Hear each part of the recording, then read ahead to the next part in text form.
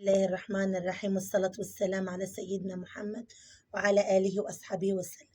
ازيكم يا حبايبي؟ عاملين ايه؟ متابعين قناة يوميات مع أم هنا. النهاردة جبنا ايه؟ جبنا قفصين من المانجا. صلاتكم على النبي، صلوا على النبي وحد الله.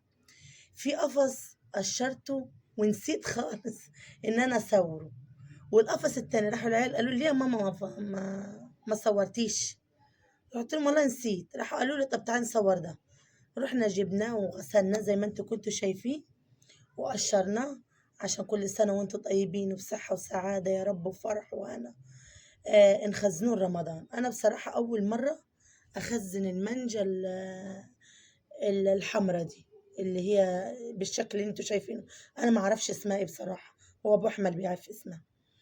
انا اول مرة اخزنها. انا دايما بخزن الخضرة التانية، بتطلع معايا جميلة. أما دي أول مرة أخزنها، معرفش إيه دنيتي، بس لما عملتها مانجا لقيتها حلوة بصراحة.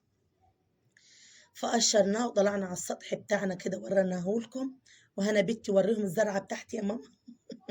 فوريتها لكم، وقعدنا فوق السطح، يعني بسم الله ما شاء الله في هوا فوق، والدنيا كانت حلوة. قشرناه، وبعد معايا ابو احمد برضو قشرنا القفص اللي فاضل ده، اشتغلنا فيه، قشرناه وقطعناه. اهو بوريها لكم. بيوريها لكم يعني حلو ولا لا. صلاتكم مع النبي. بعد ما قشرناها كده ولميناها وقعدنا نقطع فيها على اساس نخزنها.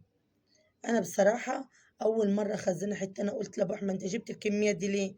احنا اول مره بنخزنها، جبتلناش ليه التانية؟ قال لي والله انا لقيت دي والكيلو بتاعها بكام، ب22 ونص. يعني الكيلو من دي ب22 ونص. التانية مش عارفة ملقيهاش باين ولا ايه، ما مش عارفة والله ايه اللي حصل. فاهمة؟ فاهمين؟ وبعد كده قطعناها يا غاليين. ولحد كده لو كنتوا وصلتوا معانا اذكروا الله، وما تنسوناش في اللايك والاشتراك وفعلوا زر الجرس. الله يكرمكم يا رب، ووسع ارزاقنا وارزاقكم، حلن علينا وعليكم يا رب. وكده ابتدينا نقطع فيهم، لسه مقطع برضه.